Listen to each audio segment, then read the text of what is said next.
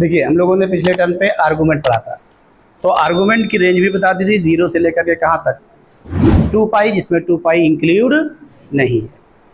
अब आ जाइए, हमारा कॉम्प्लेक्स नंबर 0 भी है। अगर हम z को 0 ले लें मीन्स क्या 0 प्लस आई इंटू 0, जिसका रियल पार्ट भी 0 है और इमेजिनरी पार्ट भी 0 है।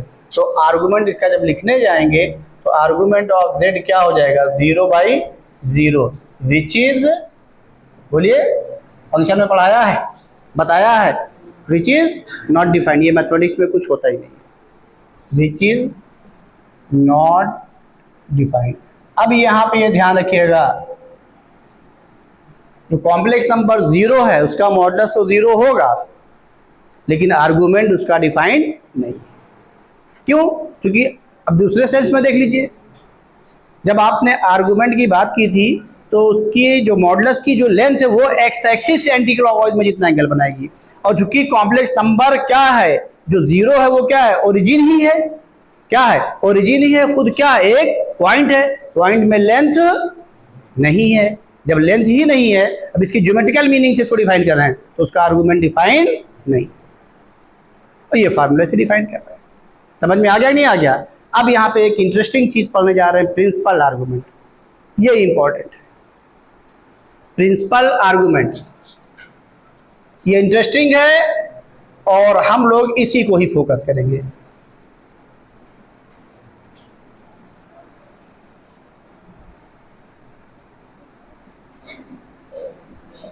अब देखिए प्रिंसिपल आर्गूमेंट किसे कहते हैं।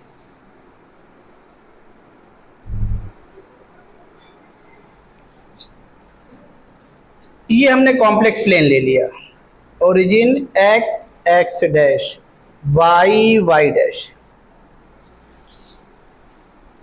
अगर हम जो हमारा कॉम्प्लेक्स नंबर है z को हमने कॉम्प्लेक्स नंबर ले लिया, क्या ले लिया a प्लस आई बी। अब हमें इसका प्रिंसिपल आर्गूमेंट पढ़ना है। अगर ये फर्स्ट क्वाड्रेंट में है तो इसका आर्गूमेंट क्या होगा फ्रॉम 0 टू π/2। सेकेंड में है तो क्या होगा π/2 टू पाई। अब अगर हम किसी कॉम्प्लेक्स नंबर का आर्गूमेंट पॉजिटिव x एक्सिस से शुरू करें और निगेटिव x एक्सिस तक एंटी क्लॉकवाइज में चलें, कहां चलें एंटी क्लॉकवाइज में, means according to complex number positive x axis पर है तो यही एंड हो गया, क्वाड्रेंट में है फर्स्ट में तो जहां से जहां तक है वहां एंड होगा, पॉजिटिव y एक्सिस पे आ गया तो यहां एंड होगा, और सेकेंड क्वाड्रेंट में आ गया ये वो डिपेंड करेगा a और b पर।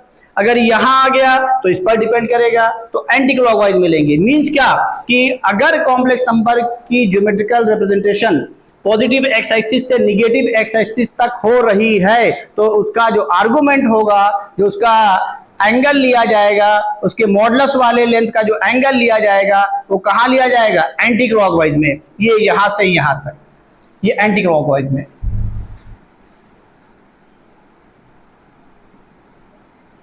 अगर कॉम्प्लेक्स नंबर आपका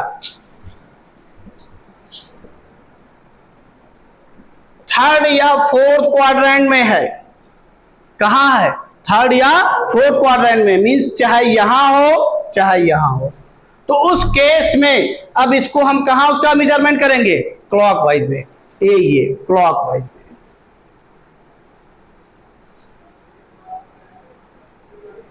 और एंटी क्लॉकवाइज चलने पर आर्गूमेंट क्या हो गया, नंबर लाइन पे देख लीजिए, क्योंकि एक रियल नंबर है, नंबर लाइन पे देख लीजिए क्या हो गया 0 टू कितना हो गया पाई। क्योंकि x एक्सिस को कंसीडर कर रहे हैं पहली बार में तो क्या हो जाएगा एंगल क्या हो जाएगा पाई लिया जाएगा, ये लिया जाएगा कंसीडर किया जाएगा।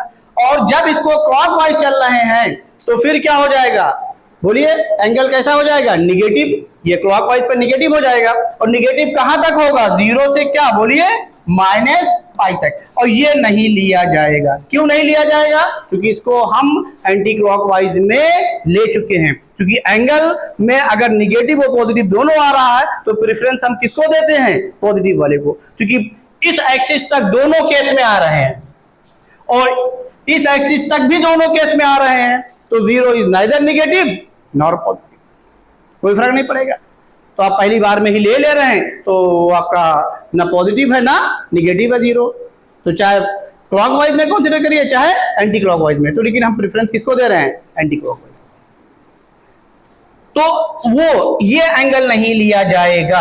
अब जो इसका प्रिंसिपल आर्गुमेंट की रेंज हुई ए ये, देयरफॉर प्रिंसिपल आर्गुमेंट यहां पे लिख दे रहे हैं ए ये, प्रिंसिपल आर्गुमेंट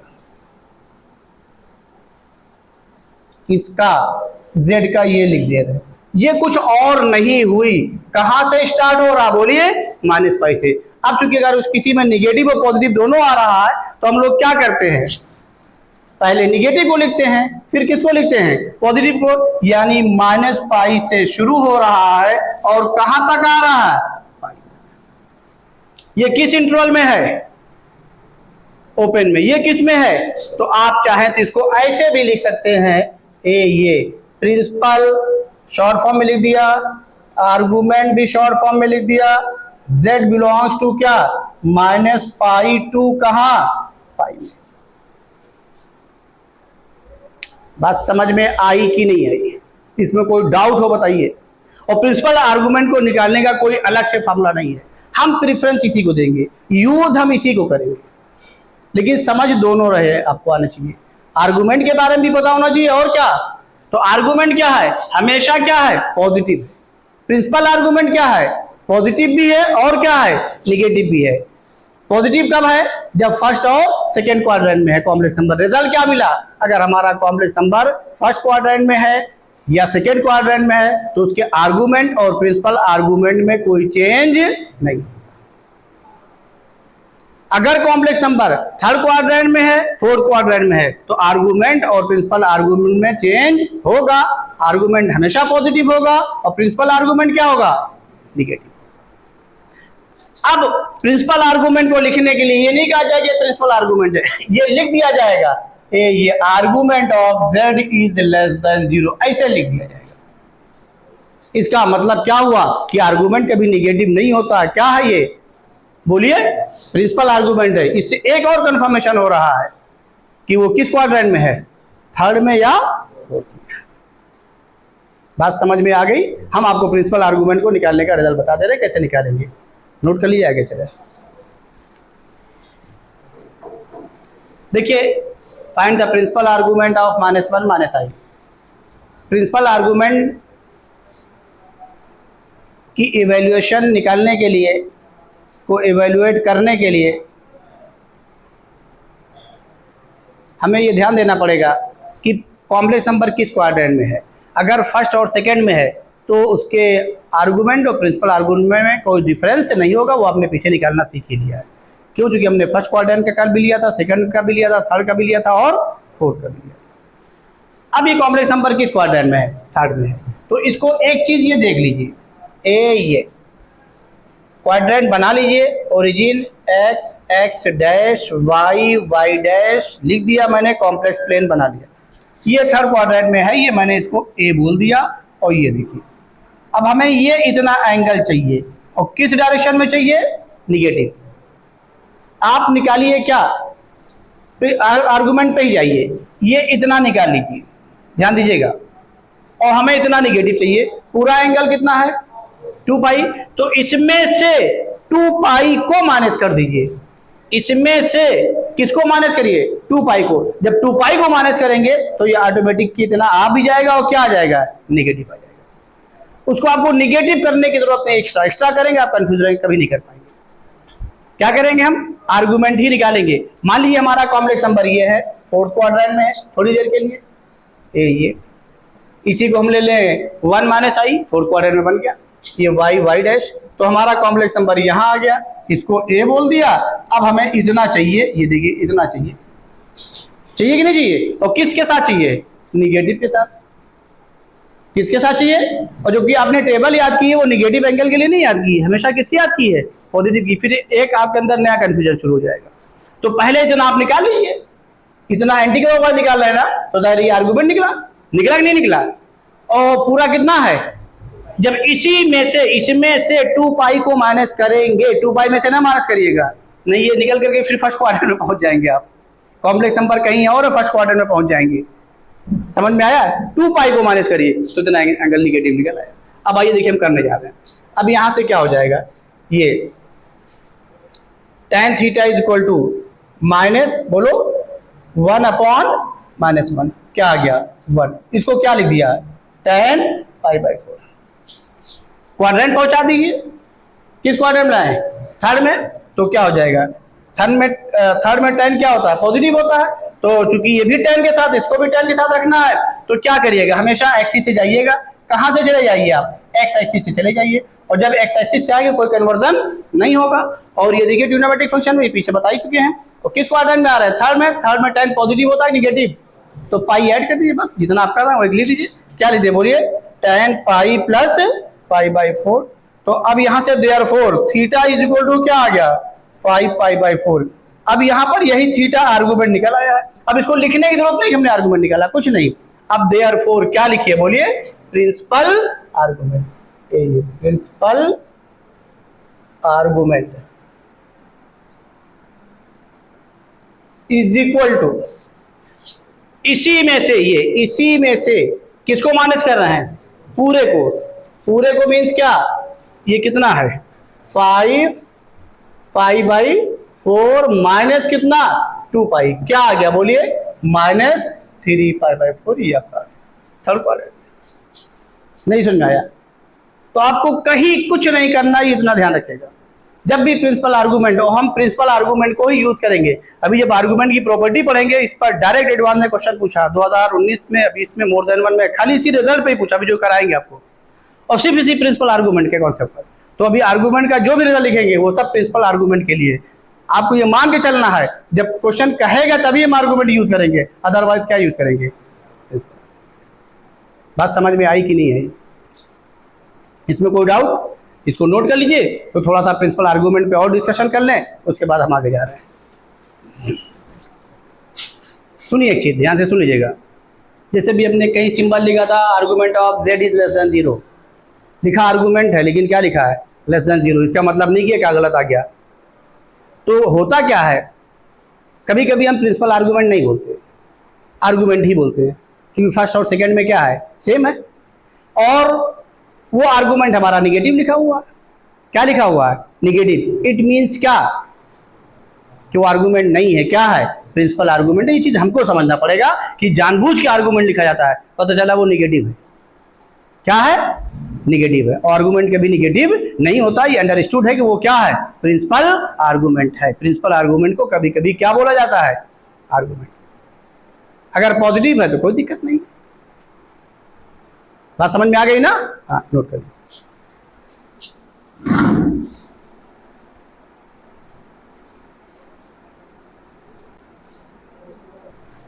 देखिए अभी हम लोगों ने प्रिंसिपल आर्गुमेंट को पढ़ा, तो उससे रिलेटेड अब उससे हम कॉम्प्लेक्स नंबर को कंपेयर कर रहे हैं। ये लिखित दिया है, if argument of z is equal to 0 और pi then z is purely real. If and only if reverse arrow लगा दिया, मींस अगर ये गिवन है तो भी ट्रू है। If argument of z is equal to π/2 और -π/2, आर्गुमेंट ही लिखा लेकिन निगेटिव लिखा, मींस क्या है प्रिंसिपल आर्गुमेंट। ये जरूर ध्यान रखिएगा। तो अब यहां से क्या हो गया, if and only if z is purely imaginary. समझ में आया कि नहीं आया। तो अब कुछ चीजें दिमाग में रखिएगा। अगर कॉम्प्लेक्स नंबर हमारा i है तो उसका आर्गुमेंट क्या लिखेंगे π/2, argument of i is equal to π/2। अगर कॉम्प्लेक्स नंबर -i है तो क्या लिखेंगे -π/2। अगर कॉम्प्लेक्स नंबर हमारा k है, k belongs to r plus, तो आर्गुमेंट क्या लिखेंगे, तेज बोलिए। अगर z इज इक्वल टू, देखिए यहाँ पे लिख दे रहे हैं, यहाँ पर कुछ चीजें आप नहीं समझ पाए। तीसरा पॉइंट लिख दे रहे हैं, if z is equal to i, तो आर्गुमेंट ऑफ z क्या लिखेंगे। ये सब दिमाग में रख लीजिए, कुछ करने की जरूरत नहीं, कहीं जाने की जरूरत नहीं है, क्वाड्रेंट भी जाने की जरूरत नहीं। क्या लिखेंगे बोलिए जिसे π/2। अगर यहाँ पर चौथा पॉइंट लिख दिया, if argument of if z is equal to क्या -i, तो क्या लिखेंगे argument of z is equal to क्या -π/2। प्रिंसिपल ही यूज करेंगे। If z is equal to k belongs to r plus, जल्दी बोलिए आर्गुमेंट ऑफ z क्या होगा, तेज बोलिए 0। तो वही आप नहीं बोल रहे थे, तो डर क्या है ना, बोलिए क्या दिक्कत है, किसी फॉर्म में पूछा जाए। If z is equal to k, k belongs to r minus argument of z, जल्दी बोलिए, आर्गुमेंट ऑफ z किसके बराबर हो जाएगा, minus pi. If z is equal to k belongs to क्या, r माइनस, r माइनस अभी use किए नहीं, पीछे नहीं यूज किए, ठीक। हाँ, तो आर्गुमेंट ऑफ z क्या हो जाएगा, जल्दी बोलिए, पाई, ठीक। k बिलोंग्स टू क्या, r minus, r minus means क्या भाई, x axis y axis real number का भी तो काम करती है, तो ये हमने लिख दिया। इसको लिखने वाले नहीं थे, हम सोचा आप समझ जाएंगे, किसी में जवाब दे पा रहे, किसी में नहीं, तो लिख दिया। तो अब हम इससे भी कंपेयर करेंगे, ओरल करेंगे, इसको वहां यूज नहीं करेंगे, हमें ऑब्जेक्टिव करना है, कई स्टेप नहीं दिखाने हैं, डायरेक्ट करेंगे। समझ में बात आई, जल्दी नोट करिए, आगे चले। देखिए हम प्रॉपर्टीज ऑफ मॉडुलस करने जा रहे हैं, और प्रॉपर्टीज ऑफ मॉडुलस रटाना हमारा टारगेट नहीं है, उससे रिलेटेड जो क्वेश्चंस आते जाएंगे, क्वेश्चन हम आपके सामने लिखते जाएंगे, जिससे आपको प्रॉपर्टी का यूज करना आ जाए। अब आइए, पहली प्रॉपर्टी हमने लिखी, modulus of z is greater than 0, क्योंकि मॉडुलस पॉजिटिव होगा, कॉम्प्लेक्स नंबर 0 हो जाएगा, तो इसका 0 हो गया। अब किसी भी कॉम्प्लेक्स नंबर का जो रियल पार्ट है, इमेजिनरी पार्ट है, उसको हमने मॉडुलस का फॉर्म रिप्रेजेंट कर दिया, तो क्या होगा, जो मॉडुलस होगा, क्योंकि रियल क्या होगा, इमेजिनरी पार्ट क्या होगा, निगेटिव भी होगा, और वो कोई और नहीं होगा, जो मॉडुलस होगा उसके निगेटिव और पॉजिटिव की रेंज होगी, कोई और नहीं होगी। प्योरली रियल भी लेके देख लीजिएगा, सबके लिए ट्रू है ये, प्योरली रियल प्योरली इमेजिनरी उसी के बीच में ही आएगा, प्योरली रियल प्योरली इमेजिनरी तो वही आ जाएगा जो इक्वल का साइन लगा है, आप देख लीजिएगा। बात समझ में आ गई कि नहीं आ गई, इसमें कहीं डाउट होगा, कॉम्प्लेक्स नंबर का एग्जाम्पल लीजिएगा और हर लीजिएगा, प्योरली एक्स एक्सिस भी लीजिएगा, वाई एक्सिस पे लीजिएगा, नेगेटिव एक्स एक्सिस पे, नेगेटिव वाई एक्सिस पर, और बीच में भी ले लीजिएगा 2 + 3i 2 - 3i लिख लेके देखिएगा, तो वही रेंज आएगी। अब यहाँ पर क्या है, तीसरी प्रॉपर्टी देखिए, कॉम्प्लेक्स नंबर z है, उसका मॉडुलस, कॉन्जुगेट का मॉडुलस, निगेटिव का मॉडुलस, कॉन्जुगेट के निगेटिव का मॉडुलस, सब आपस में क्या होगा, इक्वल होगा। क्यों, चूंकि एट लास्ट क्या लिखना है आपको, अंडर रूट रियल पार्ट का स्क्वायर प्लस स्क्वायर हो जाएगा। z bar is equal to modulus of z square, ये बड़ा इंपॉर्टेंट रिजल्ट, इसको जरूर ध्यान रखिएगा। और ये अब ये हमने इन्हीं प्रॉपर्टीज को यूज करते हुए क्वेश्चन लिखा है कि अब कैसे यूज करेंगे। If modulus of z1 is equal to modulus of z2 is equal to modulus of z3 is equal to 1 and 1 upon modulus of z1 modulus of 1 upon z1 plus 1 upon z2 plus 1 upon z3 is equal to 1, then evaluate, ये लिखा है। अब आइए यहाँ पे interesting है क्या, यहाँ पर कराना क्वेश्चन की है आईआईटी, जो पहले स्क्रीनिंग और वो होता था, मेन होता था, स्क्रीनिंग होता था, फिर सब्जेक्टिव होता था, तो स्क्रीनिंग के 2000 या 1999 का क्वेश्चन है, इन्हीं के आसपास का है, दोनों में से किसी एक ईयर का, सही से याद मुझे नहीं है किस ईयर का है, उसी ईयर का। इस क्वेश्चन को लेने का मेरा मकसद क्या है, यहाँ पर क्वेश्चन समझाना क्या है, एलसीएम को ना लेना। नहीं, एक चीज हमारे दिमाग में आती है, जब हम लोग देखते हैं तुरंत एलसीएम लेना शुरू कर देते हैं, कहाँ पे एलसीएम लेंगे, कहाँ पे एलसीएम नहीं लेंगे, यही हमको समझना है, कॉम्प्लेक्स नंबर में खासकर। और यहाँ पर देखिए सबका मॉडुलस किसके बराबर दिया है, 1 के बराबर। ऐसे केसेस में क्या करना है, इन तीनों को लेकर के, अभी ये चीज न्यूमरेटर में आ जाएगी, कुछ करना नहीं है ये चीज। तो अब इसको हम सॉल्व करने जा रहे हैं, और modulus of z1 is equal to 1 दिया गया है, ये सॉल्यूशन हम लिख दे रहे हैं और ये करने जा रहे हैं। अब इसको पहचानिए, अब हम क्या करने जा रहे हैं, इस z1 को ऊपर लाना है, तो z1 डायरेक्ट ऊपर नहीं आएगा, अगर एलसीएम ले लेंगे तो z2 z3 भी ऊपर आ जाएगा, तो क्या करेंगे हम, अब हमें ये देखना है कि मॉडुलस z1 1 दिया है, तो अब हमारे पास एक ऑप्शन है कि z और z बार का into modulus of z square के होता है, ये है। तो ये जो अपॉन में है, इसी को हमें न्यूमरेटर में लाना है, और देखिए कैसे लाना है, कॉन्जुगेट की प्रॉपर्टी थ्रू भी ले आएंगे, किसके थ्रू, कॉन्जुगेट के थ्रू। और देखिए कैसे दोनों साइड्स का क्या कर दे रहे हैं, स्क्वायर, क्यों, क्योंकि कॉन्जुगेट लाने के लिए स्क्वायर का आना मस्ट है। ये देखिए यही कॉन्सेप्ट वेक्टर में यूज होता है, अभी हम आपको बताएंगे। दिखाएंगे, सिर्फ फील्ड बदल रही है। स्क्वायर के साथ यहां पर भी इंटू आ रहा है, किसका आ रहा है? कॉम्प्लेक्स नंबर का और उसके कॉन्जुगेट का। अब यहां पर हम एक चीज आपको दिखा दें कि अगर कभी भी ये लिखा हुआ मिला modulus of a plus b, ये लिखा हुआ मिला, अभी जब वेक्टर पढ़ाएंगे तो आपको बता रहे हैं, अभी हम आपको रिलेट करना सिखा दे रहे हैं, क्योंकि जब आप 12th की टॉपिक शुरू करेंगे वेक्टर आएगा तो ये कॉन्सेप्ट आप रिलेट करिएगा, और अगर बहुत सी चीजें आप रिलेट करना शुरू कर देंगे बस आसान हो जाएगी। और वहां पर भी मॉडुलस का स्क्वायर है, वहां पर भी मॉडुलस का स्क्वायर है, और वहां हम आपको दिखाएंगे ये डॉट में कन्वर्ट होता है। किसमें कन्वर्ट होता है? डॉट में। ये a प्लस बी, ये और डॉट a प्लस बी। ये देखिए कॉम्प्लेक्स नंबर सेम है, डॉट के साथ आ रहा है, यहां पर स्क्वायर है, किसके साथ आ रहा है? सेम है, किसके साथ आ रहा है? कॉन्जुगेट के साथ। ये टॉपिक हम जब आपको बताएंगे तो यहां पर आप लिख लीजिएगा, जिससे आपको वहां पर ये बात जहन में रहे, क्योंकि हमने वेक्टर शुरू नहीं किया है। जब वेक्टर शुरू करेंगे तो आप देखेंगे, बल्कि हो सकता है फिजिक्स में है वेक्टर ठीक ठाक है, इसलिए ये चीज फिजिक्स में आपने यूज किया होगा, अगर आप ध्यान दीजिए तो भी जब हम आपको प्रॉपर्टीज ऑफ वेक्टर्स पढ़ाएंगे, बाकायदा दिखाएंगे, तो चीज आपको वहां नजर है। और इसी पर बेस्ड जेईई मेंस में बहुत क्वेश्चन आते हैं, एडवांस में आते हैं यही कॉन्सेप्ट पर। यहां पर भी यही क्वेश्चन देखिए, यही क्वेश्चन कॉम्प्लेक्स नंबर का है, आगे भी मिलेगा। ये 2000 या 1999 का क्वेश्चन है। तो अब देखिए हो क्या रहा है, टॉपिक्स कॉन्सेप्ट सेम होता है, लेकिन क्या हो रही, खाली फील्ड बदलती है। जरूर ध्यान रखिएगा, ये मैंने आपसे 12 कहा, फिर कह रहे हैं। अब आ जाइए हम सॉल्व करने जा रहे हैं। स्क्वायर करें, क्योंकि अब हमें क्या करना है, ये 1/, के साथ इसकी वैल्यू निकालनी है। तो देखिए क्या स्क्वायर करें तो ये क्या हो जाएगा, मॉडुलस ऑफ z1 स्क्वायर किसके बराबर होगा? 1 के। और चूंकि अंदर तो मॉडुलस लगा नहीं है तो मॉडुलस हटा दीजिए। क्या लिख दे बोलिए? z1 into z1 bar is equal to क्या? 1। अब बताइए ये 1/z1 है ना, तो 1/z1 निकाल लीजिए। यहां से z1 बार किसके बराबर आ गया? बोलिए 1/z1 के।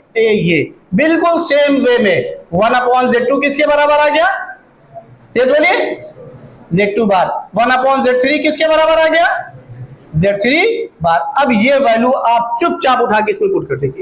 ये देयरफॉर ये value 1/z1 plus 1/z2 plus 1/z3 is equal to क्या? 1। इसको ले लिया हमने।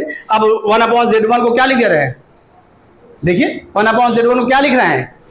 z1 बार। ये z1 बार और प्लस z2 बार और plus z3 bar is equal to क्या? हो गया। लेकिन वैल्यू इसकी बार की नहीं पूछी गई है, z1 plus z2 plus z3 के मॉडुलस की। तो अब क्या करें, बार की प्रॉपर्टी लगा दीजिए कॉन्जुगेट की। क्या बोलिए? ये z1 plus z2 plus z3, ये ब्रैकेट के अंदर क्या? Whole bar is equal to 1।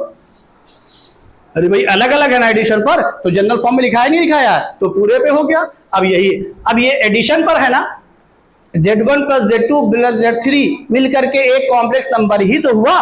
तो अब एक कॉम्प्लेक्स नंबर का ये देखिए, ये किसी एक कॉम्प्लेक्स नंबर का कॉन्जुगेट का मॉडुलस किसके बराबर है? उसी के बराबर है। तो अब ये जब मॉडुलस लेंगे इस पूरे का तो कॉन्जुगेट तो हट जाएगा ना, यही रिजल्ट यही। तो दोनों रिजल्ट साथ पे यूज हो रहे हैं। समझ में आया कि नहीं आया? कोई डाउट तो नहीं इसमें? समझ रहे ना? तो इसको क्या लिखते हैं? बोलिए modulus of z1 plus z2 plus z3 is equal to क्या? 1। यही आंसर। नई बात क्लियर हुई? तो यहां पर ये जो रिजल्ट हम लिख रहे हैं, फिर बता रहे हैं, इन रिजल्ट नहीं, हमको इनका एप्लीकेशन आना चाहिए। कैसे इनको हम अप्लाई करेंगे ये हमको आना चाहिए, यही जरूरत है। तो मैथमेटिक्स मींस क्या? एप्लीकेशन। नोट कर लीजिए।